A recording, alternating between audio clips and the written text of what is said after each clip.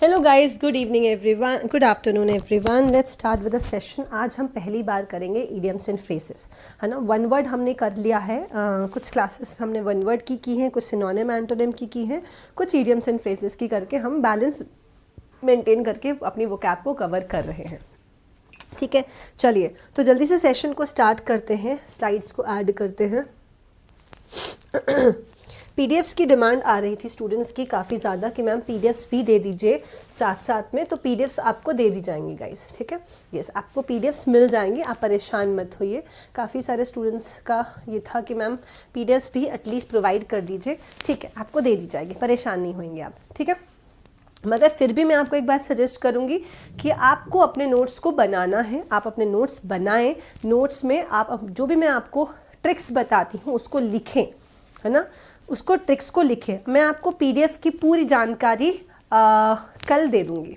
ठीक है, कहाँ पे आई है, कैसे आएगी, कैसे आप डाउनलोड कर सकते हैं, आयुषी, मनीष, मैं आपको सारी इन्फॉर्मेशन दे दूंगी। ठीक है जी, चलिए स्टार्ट करते हैं आज की क्लास को। आज हम करेंगे कुछ इडियम्स एंड फ्रेजेस, है ना।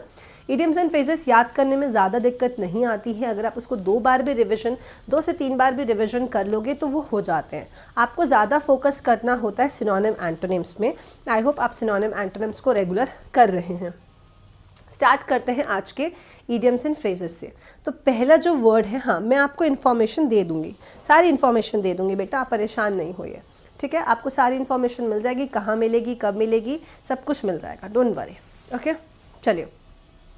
अब बिग ड्रॉ का मतलब होता है बहुत सारे लोगों की आकर्षण का केंद्र, हॉटस्पॉट को कहते हैं। बिग ड्रॉ का मतलब होता है एक ऐसी जगह जो, मतलब एक ऐसी जगह या एक ऐसा पॉइंट जहाँ पे जो लोगों को बहुत ज़्यादा अट्रैक्ट कर रहा है ना गाइस। तो बिग ड्रॉ का मतलब होता है कोई चीज़, या मतलब जैसे फॉर एग्जांपल ड्रॉ ही निकल रहा है, जैसे किसी की कार निकलने वाली है, तो भैया आप लोग फिर सब लोग देखेंगे यार किसकी कार निकल रही है, मॉल में भीड़ लग जाती है ना। तो बिग ड्रॉ कोई भी चीज़ आकर्षण का केंद्र, जैसे कोई भी ट्रेंडिंग टॉपिक आता है तो सब उसी पे फोकस करते हैं। तो आकर्षण का जो मेन लोगों को अट्रैक्ट करने का पॉइंट हो सकता है, उसको हम कह सकते हैं बिग ड्रॉ। कि भाई किसकी देखते, तो इसको याद कैसे करेंगे, ड्रॉ से याद कर लो। पहले अभी का तो मुझे नहीं पता, बट हम छोटे थे तो ये ड्रॉ वगैरह बड़ा निकला करते थे। बड़े सब लोग वो स्लिप पैम्पलेट्स वगैरह अपने नंबर्स रखा करते थे, फिर लकी ड्रॉ निकाला जाता था, किसी की कार, ये वो मैंने आज तक देखी नहीं है किसी की कार निकलते हुए, बट बहुत होता था बचपन में। तो बिग ड्रॉ, है ना, ह्यूज अट्रैक्शन पॉइंट हो जाता है वो। Next guys, a flash in the pan. A flash in the pan का मतलब क्या होता है, what is the meaning of a flash in the plan. A flash in the pan का मतलब होता है सडन मोमेंट्री सक्सेस, अचानक परंतु क्षणिक सफलता। Sudden but momentary success, success जो कि सडन अचानक से सक्सेस आ जाए मगर कुछ क्षण के लिए ही रहे, है ना। अचानक से सक्सेस मिल जाए मगर कुछ टाइम के लिए ही रहे, उसे हम कहते हैं आपका a flash in the pan. Pan में आया और चला गया, फ्लैश की तरह चमक, कोई चीज़ फ्लैश की तरह चमकी और बंद, है ना। मैं इसको कह सकती हूँ, फ्लैश इन द पैन का परफेक्ट एग्जांपल है आजकल की जो वायरल वीडियोस है। आजकल की जो वायरल वीडियोस हैं, they are flash in the pan. अचानक से सक्सेस मिलती है और मैं फिर दूसरी बात उसको फिर लोग भूल भी जाते हैं। जैसे लास्ट टाइम मुझे जहाँ तक याद है बहुत ज़्यादा ट्रेंडिंग चला था, वो है कच्चा बादाम, है ना। बहुत लोगों ने कच्चा बादाम, तो वो एक मोमेंट्री सक्सेस थी, है ना, मोमेंट्री सक्सेस थी, फिर उसके बाद लोग भूल जाते हैं, सिंपल सी बात है। अब फ्लैश इन द पैन का मतलब होता है सडन बट मोमेंट्री, सडन अचानक से मिली हुई मगर क्षणिक सफलता को हम कहते हैं flash in the pan. Next guys, a leap in the dark. A leap in the dark, a leap in the dark का मतलब क्या होता है, बिना निश्चितता के और खतरे से बढ़ना। ठीक है, बिना निश्चित किए, बिना किसी चीज़ को निश्चित किए कि यार क्या होगा, इस बारे में ना सोचते हुए कि क्या होगा, बस कूद जाना, है ना, मतलब डिसीजन ले लेना। अब फ्लैश, तो आपका लीप इन द डार्क का मतलब होता है स्टेप विदाउट डेंजर, मतलब कि बिना खतरे के बारे में सोचे कूद जाना। जैसे कि झांसी की रानी थी, है ना, उन्होंने खतरों के बारे में नहीं सोचा था और सीधा वो उस वहाँ से इतनी ऊंची छलांग लगाई थी उन्होंने, है ना गाइस। तो a leap in the dark, अंधेरे में, बस बोलते हैं ना, अंधेरे में तीर चला देना कि देखा जाएगा जो होगा, लाइक दैट। तो that is a leap in the dark, means खतरे के होने के बावजूद कोई स्टेप लेना, that is known as a leap in the dark. ठीक है, नेक्स्ट इडियम देखते हैं। नेक्स्ट जो आपका इडियम है that is a square deal. A square deal का मतलब होता है एक ऑनेस्ट बिहेवियर, है ना गाइस। स्क्वायर याद रखना, डील आपकी स्क्वायर है, मतलब कि कोई ऑनेस्ट बिहेवियर है, कोई ईमानदारी वाली बात हो रही है, that is not square deal. तो याद रखना कि जो डील है स्क्वायर है, मतलब चारों तरफ से क्लोज है, कहीं भी इसमें कोई लूप होल्स नहीं है, मतलब कि यहाँ पे कुछ भी कमी नहीं है, गड़बड़ी नहीं है। ये डील स्क्वायर डील है, ऑनेस्ट डील है, ठीक है। ये डील स्क्वायर डील है, ये ऑनेस्ट बिहेवियर है, ये ऑनेस्ट बिहेवियर है, ठीक है जी। तो स्क्वायर डील का मतलब होता है एक ऑनेस्ट बिहेवियर होना, कहीं में ऑनेस्टी वाली बात होना। Okay, next guys, about face या अबाउट टर्न। अबाउट फेस कर लेना या अबाउट टर्न करना, इसका मतलब होता है अपने विचार दृष्टिकोण में पूर्ण बदलाव ले आना, मतलब अपने थॉट्स, अपने सोच में पूरी तरह से चेंजेस को ले आना, पूरा थॉट बदल देना, उससे हम कहते हैं अबाउट फेस या about turn. Complete change in your thoughts and attitude, अपने थॉट्स अपने एटीट्यूड में कंप्लीट चेंज ले आना, उसे हम कहते हैं क्या, उसे हम कहते हैं गाइस आपका अबाउट फेस या टर्न, ठीक है। याद कैसे करेंगे आप इसको, याद कैसे करेंगे, अबाउट फेस या अबाउट टर्न, है ना। अबाउट टर्न आप लोगों ने स्टैंडर्टीज, अटेंशन, अबाउट टर्न बचपन में किया हो ना, stand at ease, attention, about turn. About turn का मतलब होता है पूरा आप 180 डिग्री घूम जाते हैं, है ना गाइस, कंप्लीट चेंज हो जाते हैं, इधर से पूरा मुड़ जाएंगे।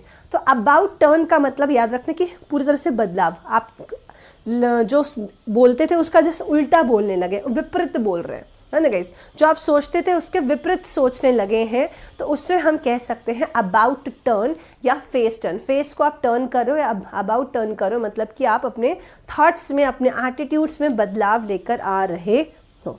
मेरी बात समझ में आ गई है, किसी को कोई कन्फ्यूजन नहीं है इस बात में, एवरीवन अंडरस्टूड। तो बिग ड्रॉ का मतलब होता है हॉटस्पॉट, आकर्षण का केंद्र।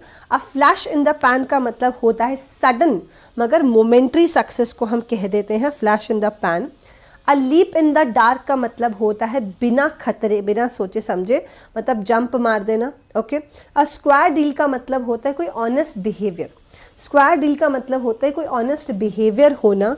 और साथ में गाइस आपका अबाउट फेस या अबाउट टर्न का मतलब होता है कंप्लीट चेंज इन थॉट या फिर एटीट्यूड, कंप्लीट चेंज हो जाना थॉट या एटीट्यूड में।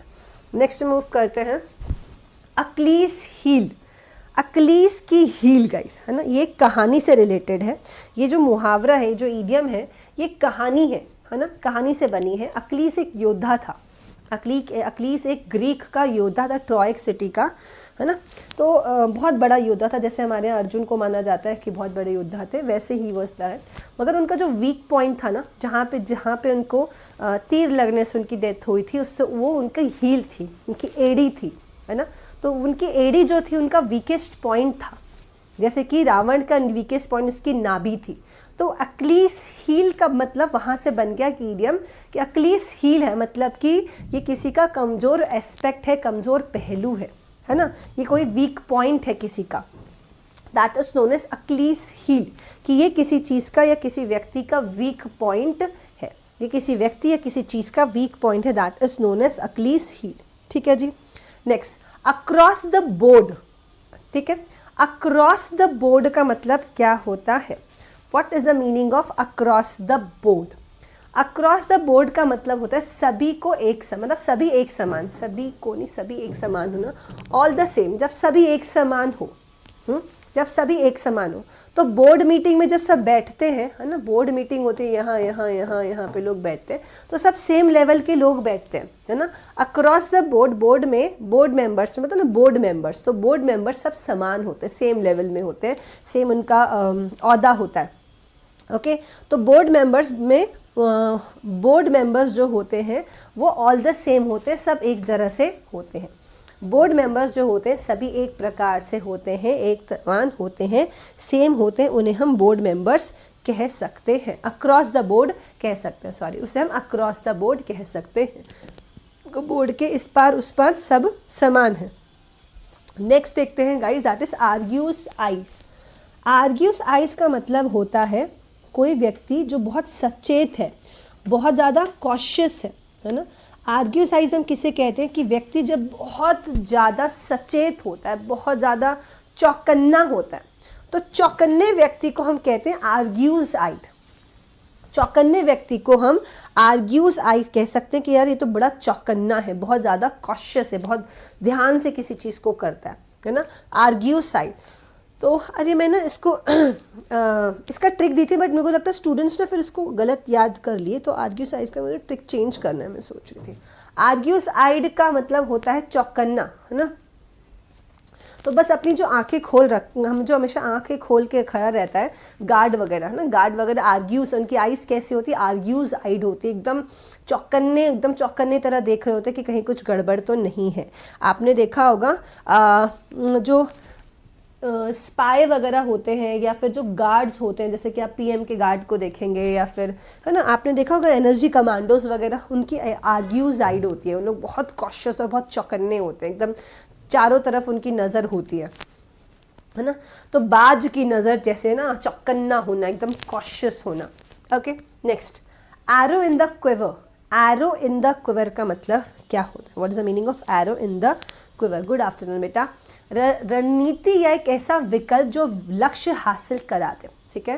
एरो इन द क्विवर का मतलब होता है कि क्विवर, है ना गाइस, मतलब बुल्स आई करने की जो स्ट्रैटेजी है कि कैसे क्विवर पे आप एरो मारोगे, है ना, तो वो उसकी स्ट्रैटेजी है।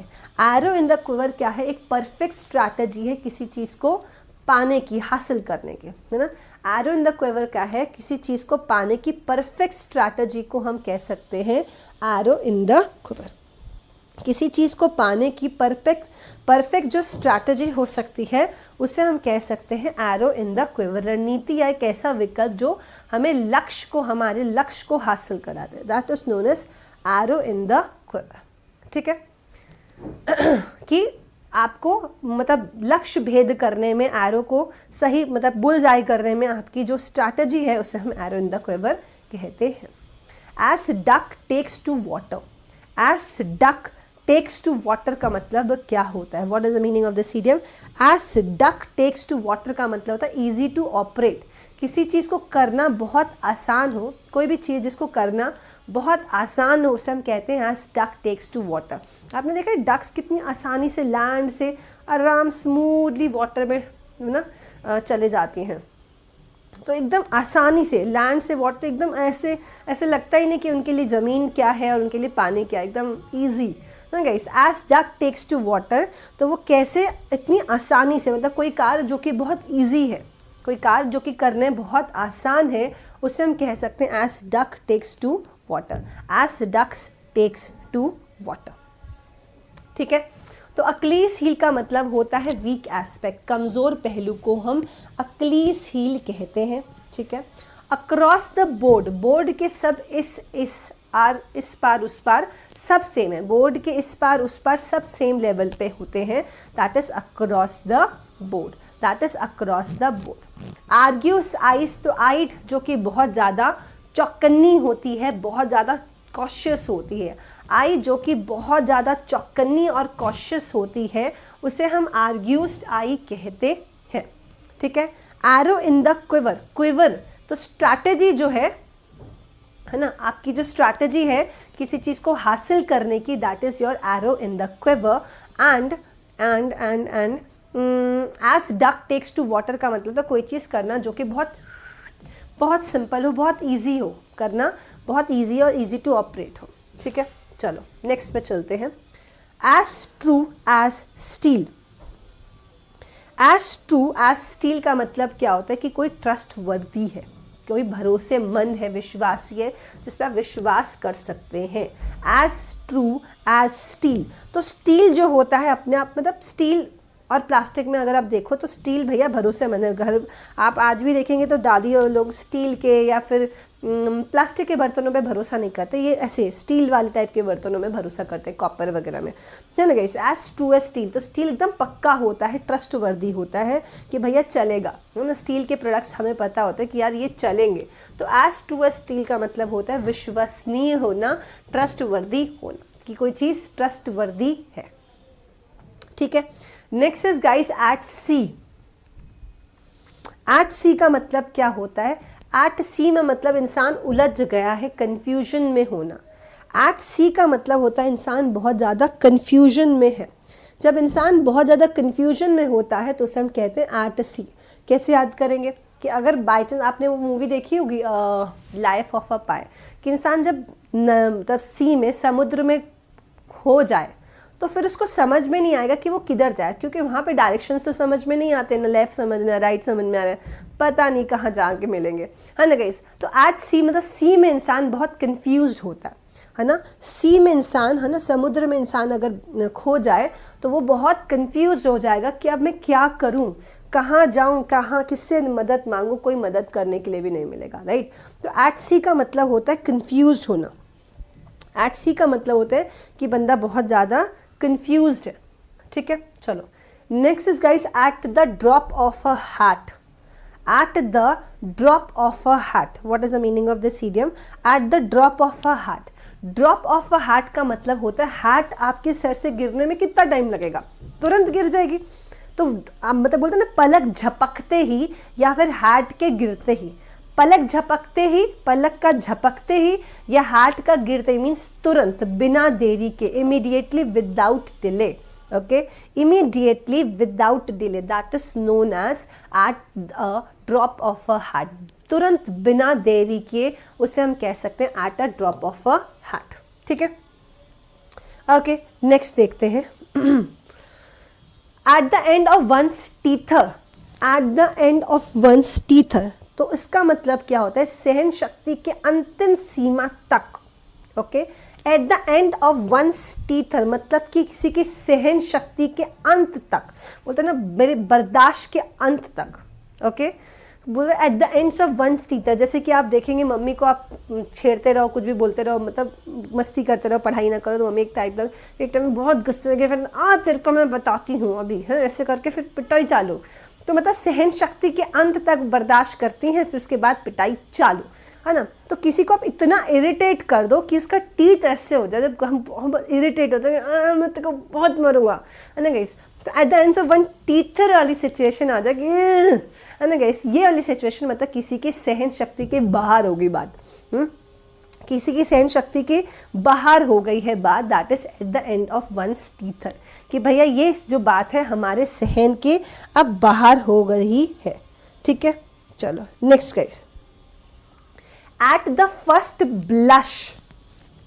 What is the meaning of this idiom? At the first blush, ये तो आप जानते ही हैं, फर्स्ट ब्लश, पहली नज़र में, और बहुत सब कुछ, है ना गाइस। तो पहली नज़र में हम कह सकते हैं at the first blush, first sight पे, पहली नज़र पे हम कह सकते हैं फर्स्ट साइट पे, पहली नज़र में, ओके।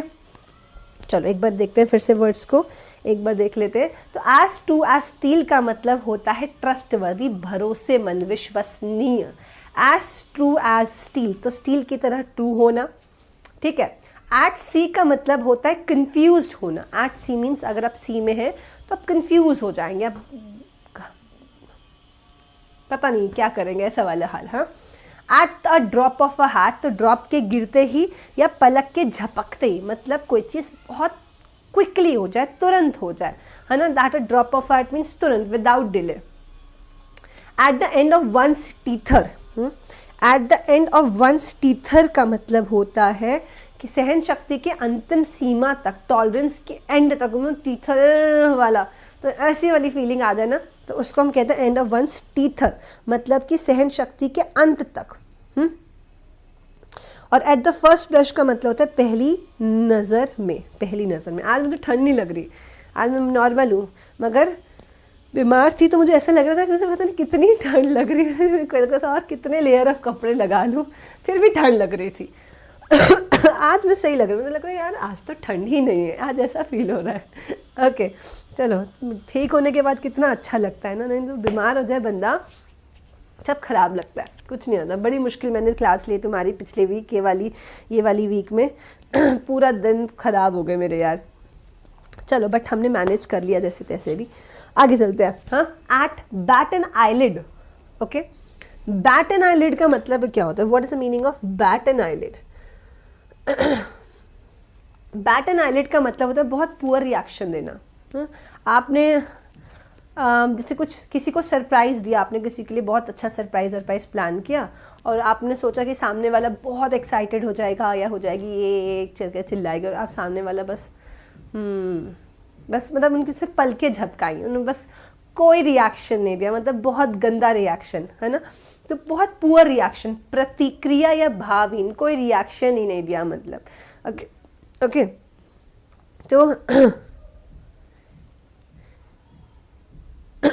तो हम कह सकते हैं bat an eyelid. Bat an eyelid का मतलब होता है पुअर रिएक्शन देना, किसी को मतलब बड़ा बुरा सा रिएक्शन, मतलब बुरा नहीं मतलब रिएक्शन ही नहीं देना, ठीक है, रिएक्शन ही नहीं देना। बेटा मुझे तो बहुत लग रही थी मनीष, कल परसों पूछूं मत, बुरा हाल था।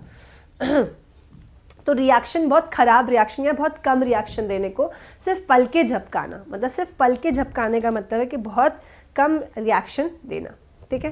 बैक बर्नर, बैक बर्नर का मतलब क्या होता है गाइस? बैक बर्नर का मतलब होता है which should not be given much importance, कोई ऐसा इशू, कोई ऐसा मुद्दा जिसको आपको इतना इम्पोर्टेंस देना नहीं चाहिए, है ना। जैसे कि आपके बारे में कोई कुछ बोल रहा है, आपके बारे में किसी ने चुगली कर दी, कुछ बोल दिया, तो ये एक बैक बर्नर है। बैक बर्नर मतलब आपको उसको इतना इम्पोर्टेंस नहीं देना चाहिए। याद रखना कि आपको कोई भी टॉपिक आपको लगे ना यार ये इसको इतना इंपॉर्टेंस ही देना चाहिए, तो आप उसके लिए यूज़ कर सकते हो दिस इज बैक बर्नर, है ना। कोई व्यक्ति हो जो आपको लगता है कि इसको इतनी इंपॉर्टेंस ही देनी चाहिए, तो उसको भी बोल सकते हो यार ही इज़ बैक बर्नर, मतलब उसको इतना इंपॉर्टेंस वैल्यू नहीं देनी चाहिए, है ना। तो किसी चीज़ को आप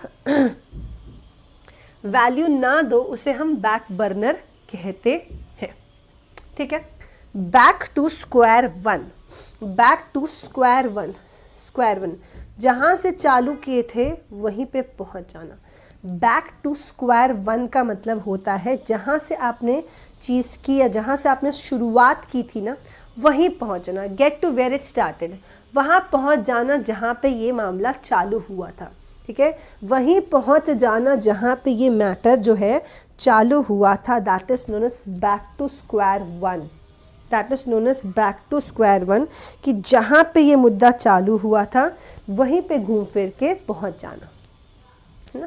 तो स्क्वायर वन, यहाँ स्क्वायर से स्टार्ट हुआ था, स्क्वायर के स्टार्टिंग पॉइंट से स्टार्ट हुआ था, घूम फिर के यहीं पे आ गए, that is known as back to square one, वैसे हम कहते हैं बैक टू स्क्वायर वन, ठीक है।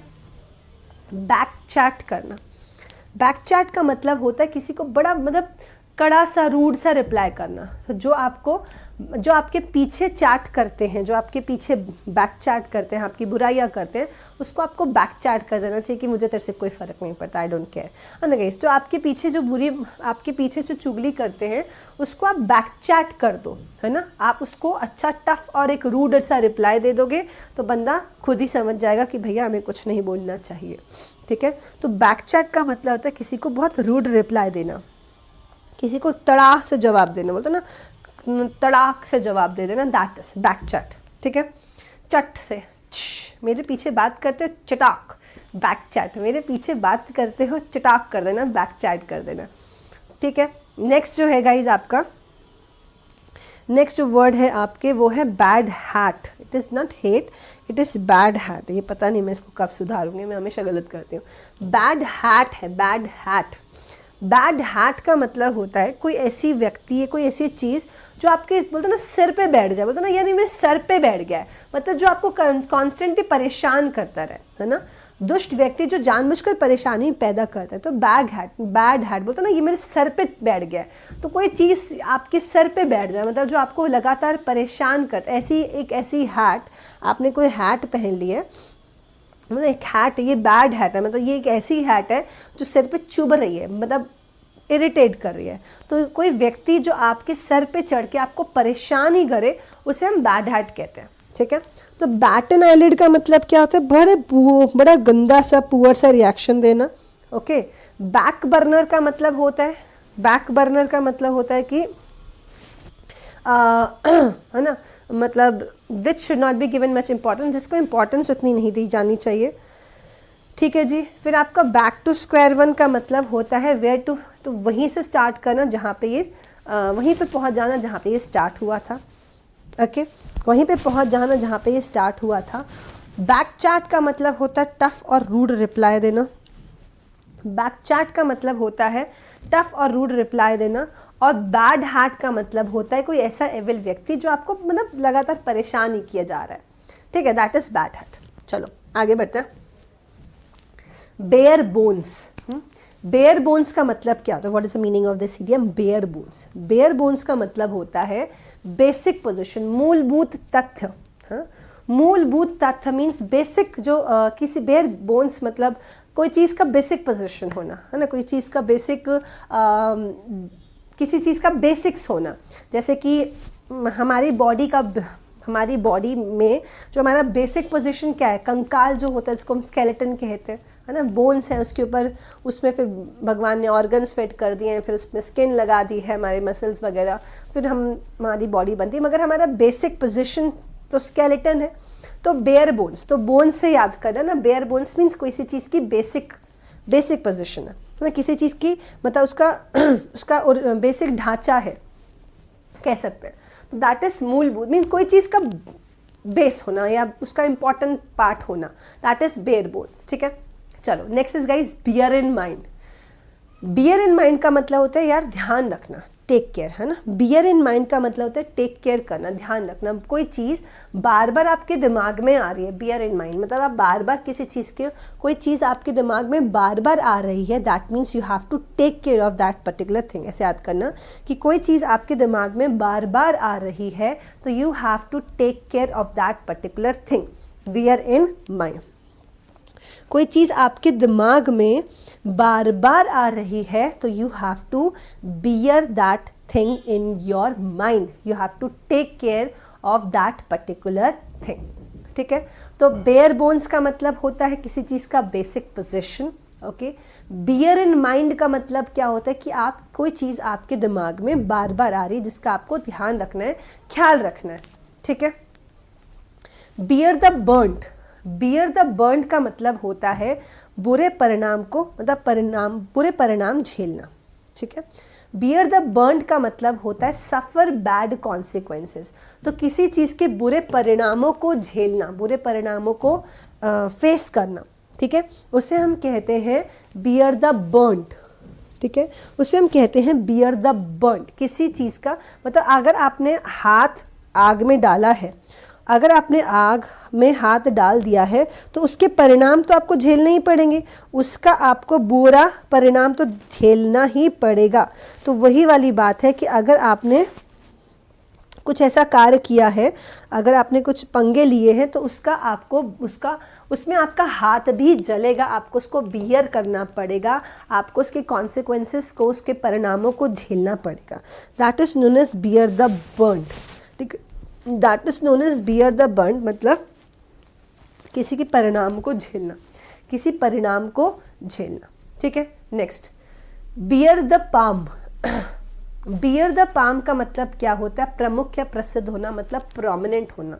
ठीक है, बियर द पाम का मतलब होता है मतलब बहुत प्रसिद्ध होना, बहुत फेमस होने को हम कहते हैं बियर द पाम।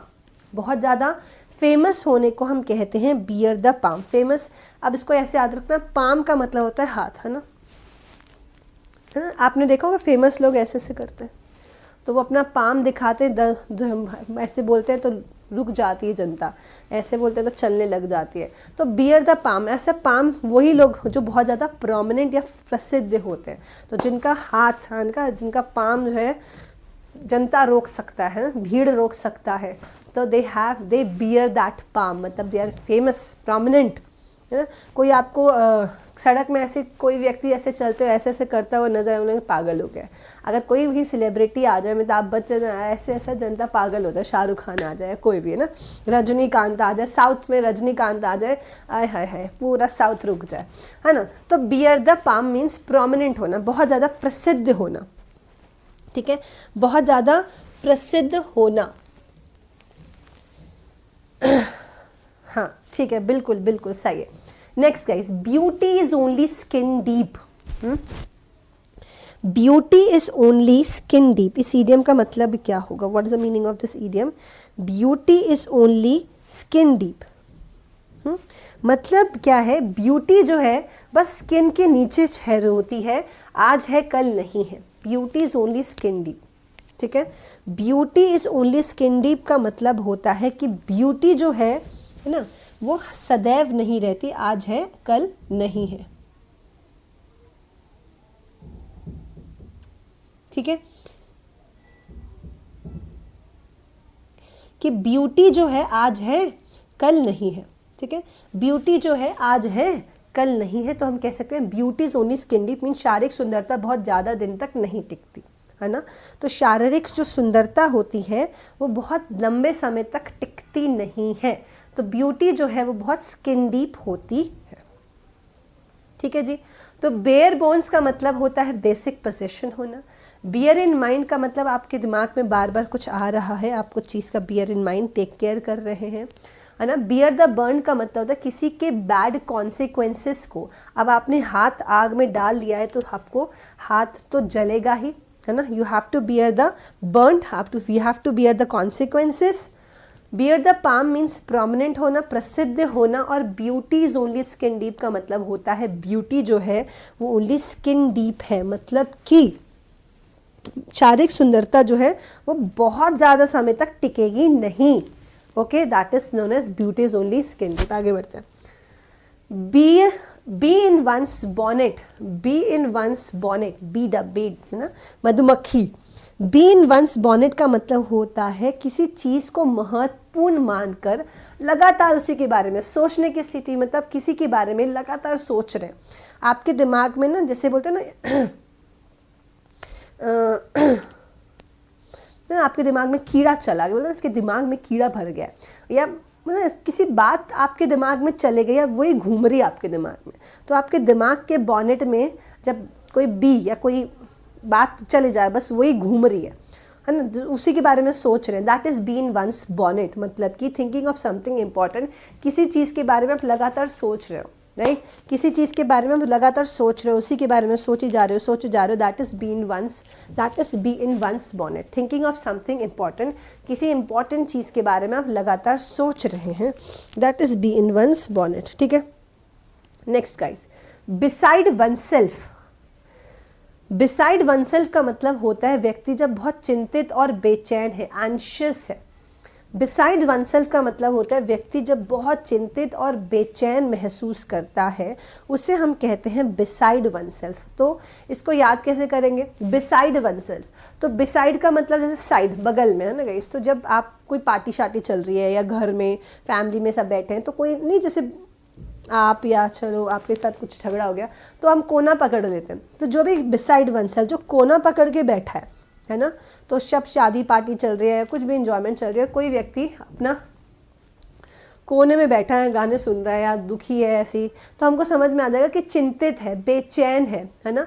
तो बिसाइड वनसेल्फ अपने आप में खोया हुआ है। बिसाइड वनसेल्फ का मतलब है अपने आप में खोए रहना, परेशान रहना, चिंतित रहना। तो कोई व्यक्ति अपने आप में खोया हुआ है, चिंतित है, बेचैन है ना, समझ में नहीं आ रहा क्या करे, समझ में नहीं आ रहा, दैट इज नोन एज आपका एंशियस होना, that is known as anxious होना, है ना, चिंतित होना, बेचैन होना। Beyond the pale, beyond the pale का मतलब क्या होता है, what is the meaning of this idiom, beyond the pale. तो बियॉन्ड द पेल का मतलब होता है सोशली और मॉरली अनएक्सेप्टेबल। तो कोई चीज़ जो कि एक्सेप्टेबल नहीं है, सोशली भी और मॉरली भी, मतलब कि कोई चीज़ अनएथिकल है, अनैतिक है, कोई चीज़ अनैतिक है ना। तो बियॉन्ड द पेल, तो मैंने इसका ट्रिक ये दिया था कि भैया हम घर वाले कहते हैं ना, हमने तुमको पाल पोस के बड़ा किया और तुम तो बियॉन्ड द पेल चले गए, हमारे संस्कारों के विरुद्ध चले गए, है ना। तो तुम हमारे संस्कार पाले पोसते के विरुद्ध चले गए, बियॉन्ड द पेल हो गए, मतलब कि संस्कारों से मतलब अगेंस्ट चला जाना, कोई ऐसा काम करना जो कि आपके पेरेंट्स, आपकी सोसाइटी जिसको लेके खुश नहीं होगी, that is known as beyond the pale. Socially और मॉरली कोई चीज़ अनएक्सेप्टेबल होना, सोशली और मॉरली कोई चीज़ अनएक्सेप्टेबल होना, उसे हम कहते हैं बियॉन्ड द पेल, ठीक है। Next, big fish. Big fish हम किसे कहते हैं, बिग फिश कहते हैं, बोलते हैं यार ये तो बिग फिश है, ये इज बिग फिश, मतलब बिग फिश मीन्स बड़ा महत्वपूर्ण व्यक्ति है। तो कोई जो बोलते हैं ना यार ये तो बड़ी मछली है, ये तो बड़ी मछली है, मतलब कि कोई धाक वाला व्यक्ति है, मतलब कोई इम्पॉर्टेंट पर्सन है ना, कोई इन्फ्लुएंशियल पर्सन है, मतलब कि कोई अच्छा खासा व्यक्ति है, कोई इन्फ्लुएंशियल व्यक्ति है, ठीक है। तो बी इन वंस बॉनेट का मतलब होता है आपके दिमाग में, आपके बॉनेट में बहुत सारे ख्याल चल रहे, मतलब आप बार बार किसी चीज़ के बारे में बहुत ज़्यादा सोच रहे हैं, कोई इंपॉर्टेंट चीज़ आपके दिमाग में वही घूम रहा है। जैसे कि अभी आपके दिमाग में एग्ज़ाम घूम रहा होगा, तो अभी आपके दिमाग में जो बी है वो एग्ज़ाम है कि यार एग्ज़ाम आने वाला है, एग्ज़ाम आने वाला है, ये आने वाला है, ये आने वाला है। तो that is bee in one's bonnet. Okay, beside one self मतलब चिंतित, बेचैनी, है ना। बियॉन्ड द पेल मतलब आप पाले पोसले, इसकी हमने आपको पाला पोसा, तुम बियॉन्ड द पेल चले गए, मतलब हमारे संस्कारों के विरुद्ध चले गए, कोई चीज़ अनैतिक किया तुमने, है ना, मॉरली और सोशली अनएक्सेप्टेबल किया तुमने। बिग फिश, बिग फिश का मतलब क्या होता है, कोई महत्वपूर्ण व्यक्ति, ठीक है। बिग फिश का मतलब होता है कोई महत्वपूर्ण व्यक्ति को हम बिग फिश कहते हैं। और birds eye view, okay, bird का आई व्यू, अब बर्ड ऊपर से अगर देखेगी तो उसको कोई भी चीज़ साफ प्रिसाइज नहीं नज़र आएगी। जैसे हम अगर प्लेन में हैं, ऊपर से नीचे देखेंगे तो हमें सब कुछ ऐसी ऊपर ऊपर से दिखेगा, कोई चीज़ स्पेसिफिक साफ सुथरी साफ से नहीं दिख रहेगी। तो बर्ड का जो व्यू होता है वो मतलब एक सरसरी निगाहें होती है, टू सी और रीड विद कर्सरी ग्लांस, है ना गाइस। तो कोई चीज़ कर्सरी मतलब ऊपर ऊपर से, तो बर्ड आई व्यू का मतलब होता है कोई चीज़ सरसरी ऊपर ऊपर। जैसे हम लोग, आप लोगों को याद होगा, आप लोग कॉलेज में, अभी भी कई लोग कॉलेज में होंगे, जब एग्ज़ाम देने जाते होंगे तो आप लोगों को याद होगा, आप लोग ऐसे ऊपर ऊपर से देखते हो कि अरे ये वाला देख लेते हैं आंसर, हम 2-4 पॉइंट्स हैं, फिर उसी को हम खींचते रहेंगे, लिख के आ जाएंगे, नंबर मिल जाएंगे, है ना। तो ऊपर ऊपर से देख के चले जाते हो कि यार ये वाला इंपॉर्टेंट लग रहा है, इसको ऊपर ऊपर से देख लेते हैं। कई लोग तो एग्ज़ाम हॉल के बाहर पढ़ रहे होते हैं, ये वही लोग होते हैं जो पढ़े ही नहीं होते हैं और एग्ज़ाम हॉल के बाहर बैठ के पढ़ते हैं फिर कि अरे यार एग्ज़ाम है, पढ़ लेते हैं, है ना। तो that is your birds eye view.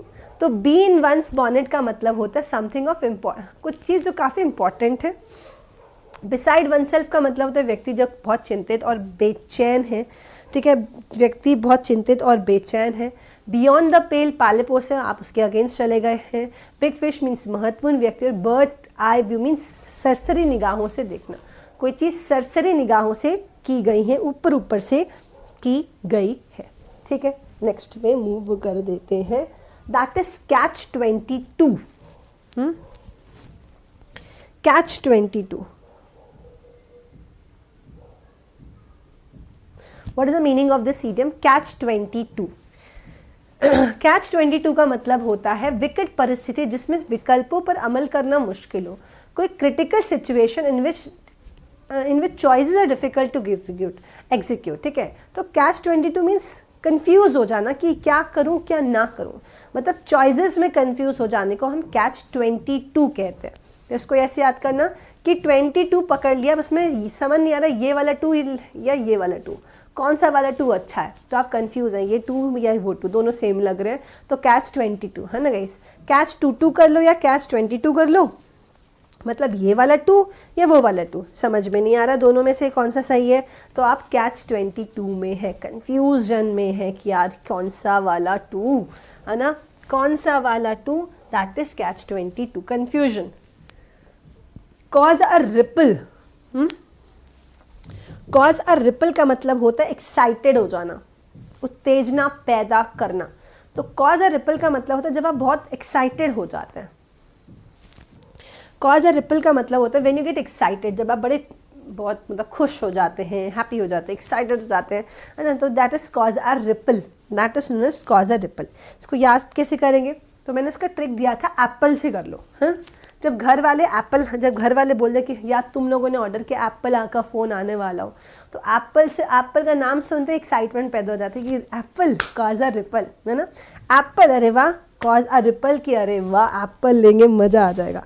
तो कॉज अ रिपल मीन्स आप फिर एक्साइटेड हो जाते हैं कि यार एप्पल आएगा। हाँ, सारे दिन जिसने एप्पल ऑनलाइन ऑर्डर किया है वो रोज़ देखेगा अमेज़ॉन की डिलीवरी डिस्पैच हो गया, कब आएगा, कौन सी तारीख को आए, कितनी डेट को आए, कितने बजे आएगा, तो एक्साइटेड हो जाते हैं। तो एप्पल्स के ना कॉज अ रिपल, तो एप्पल की वजह से आपके अंदर रिपल हो जाता है, cause a ripple, you get excited.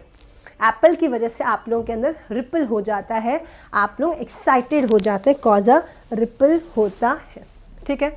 Next is guys cheek by jowl. Cheek by jowl का मतलब होता है कोई चीज़ जो बहुत नज़दीक है, किसी चीज़ के बहुत क्लोज होने को हम कहते हैं चीक बाय जाउल। याद कैसे करेंगे? चीक है ना, हमारी ये चीक और ये हमारे गाल, तो चीक और गाल एक दूसरे के बहुत नज़दीक है, सटे हुए हैं, है ना। तो चीक और गाल, वैसे में ऐसे नहीं है, दोनों ऑलमोस्ट सेम ही है, मगर बस फनी है, स्टूपिड सी ट्रिक बोल लो। चीक और गाल ऐसे आना, चीक और गाल मतलब बहुत क्लोज, कोई चीज़ जो बहुत नज़दीक है एक दूसरे के, उससे हम कहते हैं चीक बाय जाउल।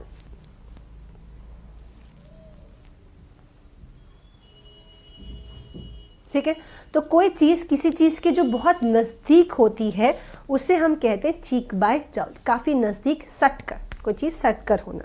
ठीक है, next is your guys chequered career. Chequered career, chequered career का मतलब क्या होता है? What is the meaning of this idiom chequered career? Chequered career का मतलब होता है बहुत सारा उतार चढ़ाव वाला करियर, मतलब करियर हो, जीवन हो। चेकर्ड करियर का मतलब होता है बहुत उतार चढ़ाव होना, है ना, अप्स एंड डाउन्स होना, अप्स एंड डाउन्स होना।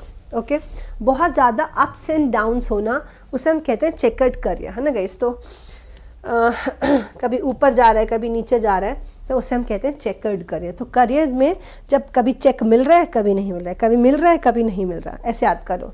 जब करियर में कभी चेक, आपका चेक मिल रहा है, कभी नहीं मिल रहा है, मिल रहा है, कभी नहीं मिल रहा है, मतलब कि जीवन में बहुत उतार चढ़ाव बना हुआ है, मतलब कि जीवन में बहुत ज़्यादा उतार चढ़ाव बना हुआ है, उसे हम चेकर्ड करियर कहते हैं।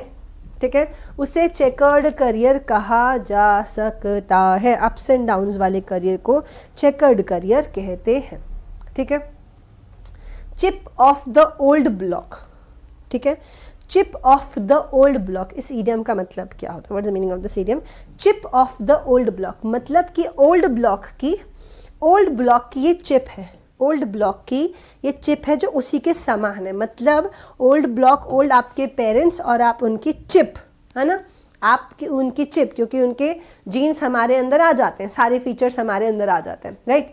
तो माता पिता की तरह, like parents. Chip off the old block का मतलब होता है अपने माता पिता की तरह, है ना, कि हम अपने उस ओल्ड ब्लॉक की चिप है, मतलब वो सारी क्वालिटी, सारे फीचर्स हमारे अंदर आ जाते हैं जेनेटिक्स के थ्रू, राइट।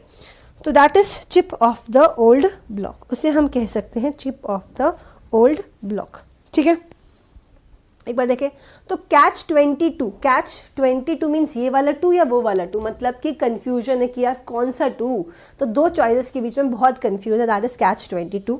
ठीक है, आपका कॉज अ रिपल, तो एप्पल के नाम से रिपल हो जाते, एक्साइटेड हो जाते, यस एप्पल आएगा, है ना, तो एप्पल की वजह से आ गई कॉज रिपल।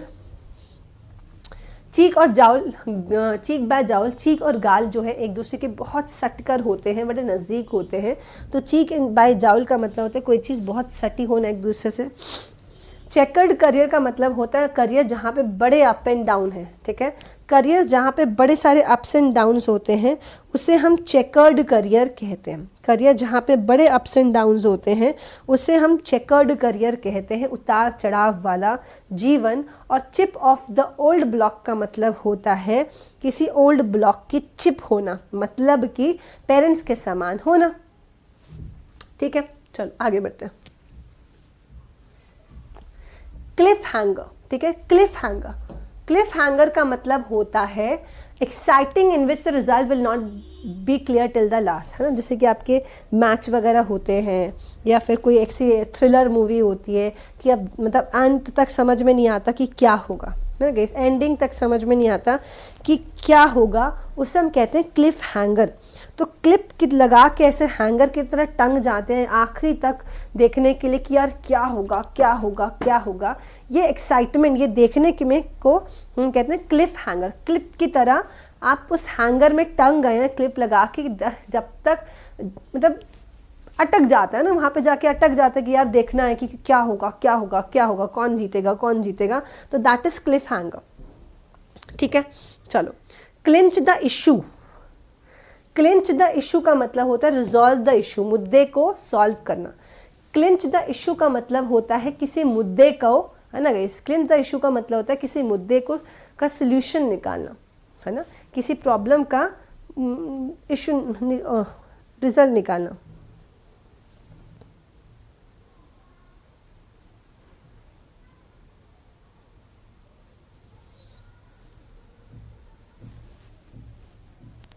ठीक है। नहीं, सारे ईडियम्स इंपॉर्टेंट है, ईडियम्स में ऐसा नहीं है, देखो ईडियम्स डायरेक्टली आ जाते हैं, ईडियम्स को स्टार करने की जरूरत नहीं, सिनोनिम एंटोनिम्स में स्टार करती रहती हूँ, है ना। चलो, तो क्लिंच द इशू का मतलब होता है इशू को क्लिंच करना, खत्म करना, मतलब क्लिंच खत्म करो यार, खत्म करो मुद्दे को, इशू को निबेड़ देना, इशू को खत्म कर देना, रिजॉल्व कर देना मैटर को, that is known as clinch the issue, that is known as clinch the issue.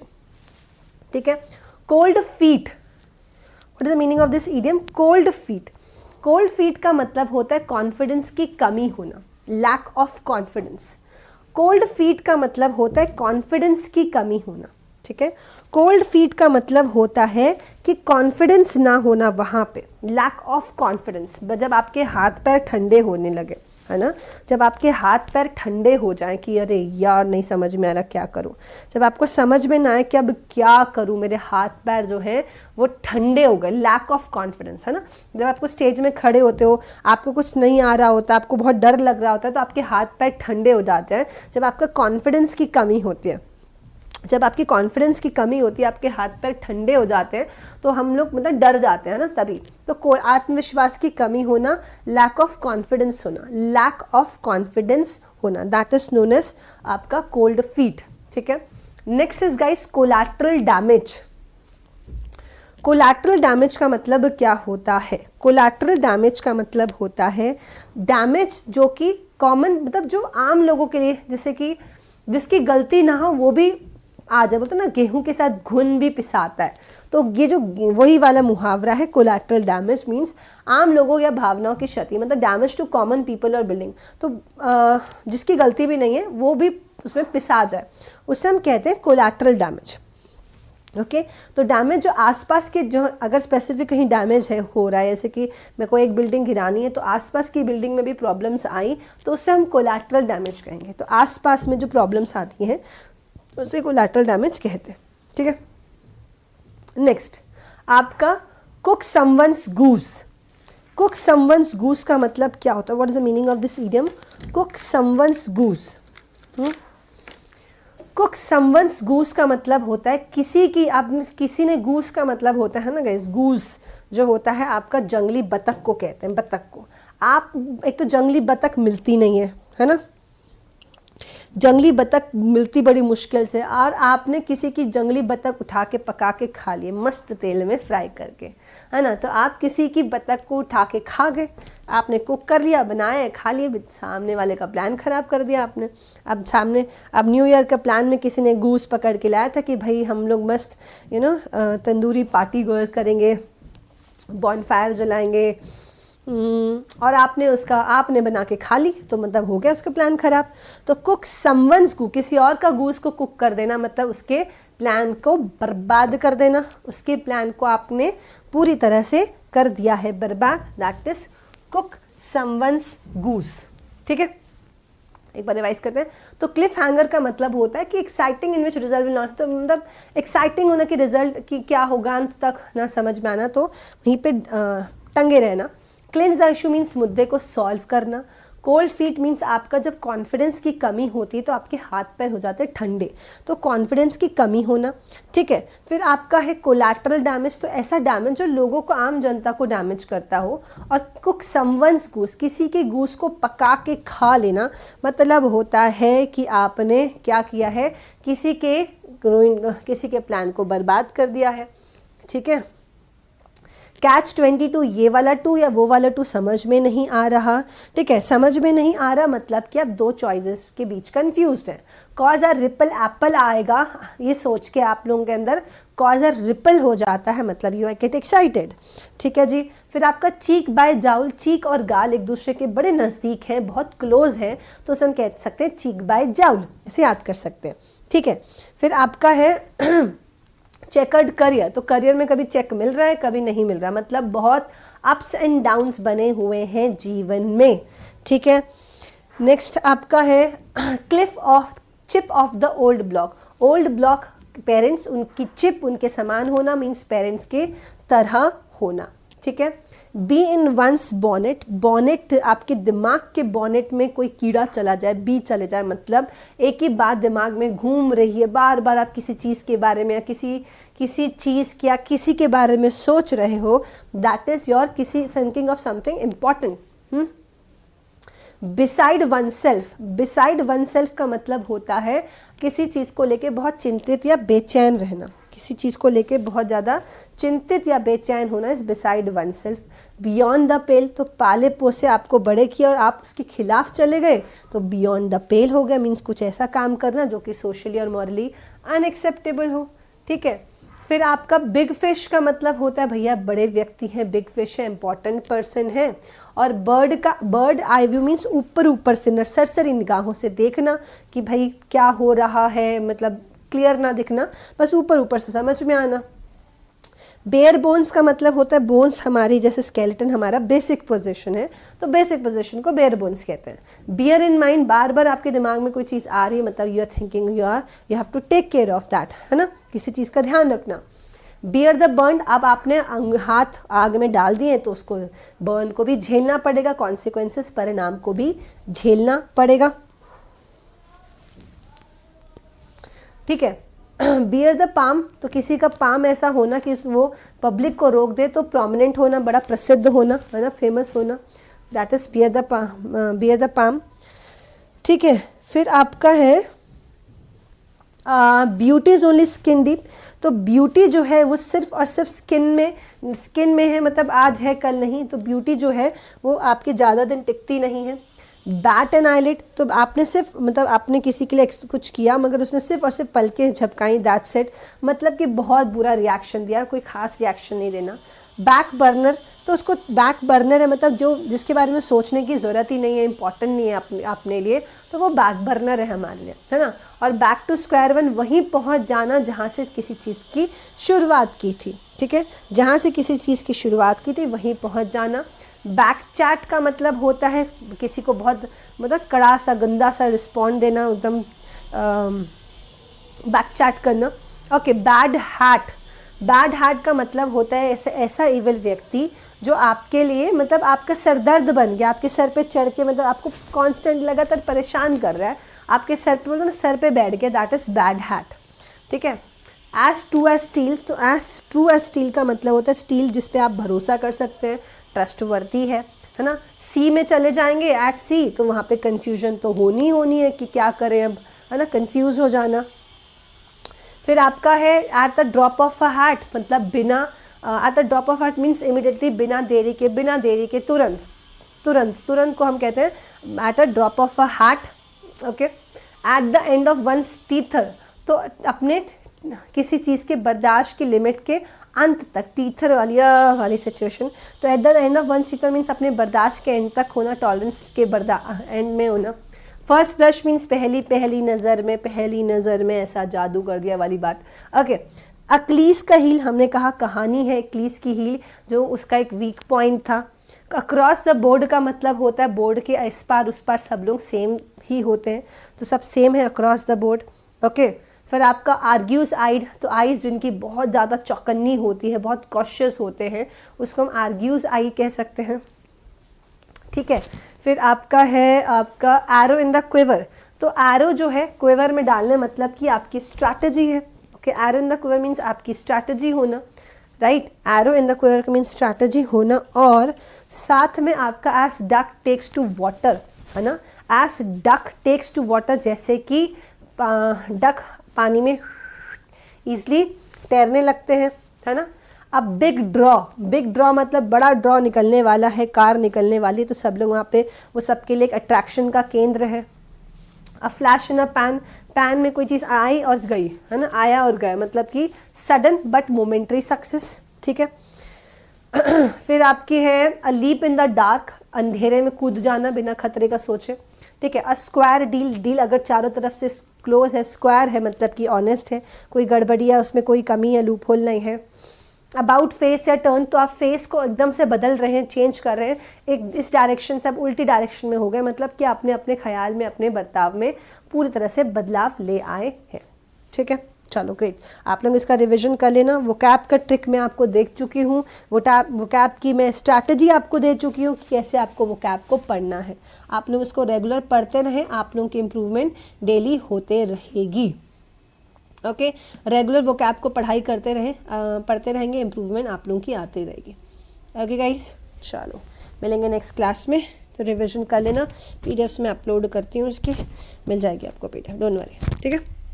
मगर क्लासेस में लाइव आया करो, आप लोग लाइव नहीं आओगे तो आप लोग आज नहीं तो फिर एक दिन क्लास देखोगे, एक दिन नहीं देखोगे, तो ऐसे कंटिन्यूटी बनेगी नहीं। और आप लोगों को जो प्रॉपर कोर्स के दौरान सीखने वाली बात है वो भी आप सीख नहीं पाओगे, बस आपको लगेगा कि आप सीख रहे हो, मगर वो वाली चीज़ नहीं होती। आप ये याद रखो कि क्लास में हमको लाइव ही ज्वाइन करना है, ये हैबिट डालने की स्टार्ट करो कि क्लास तो यार मैं लाइव ही देखूंगा, है ना। उससे क्या है, आप लोगों को कुछ भी डाउट होते हैं तो क्लास में पूछ सकते हो, और आपकी कंटिन्यूटी बनी रहेगी, आपका रोज़ इम्प्रूवमेंट होगा, और कोई भी चीज़ें पाइल अप नहीं होते जाएंगे कि ये भी करना है वो भी करना है, ठीक है। चलो, thank you so much guys.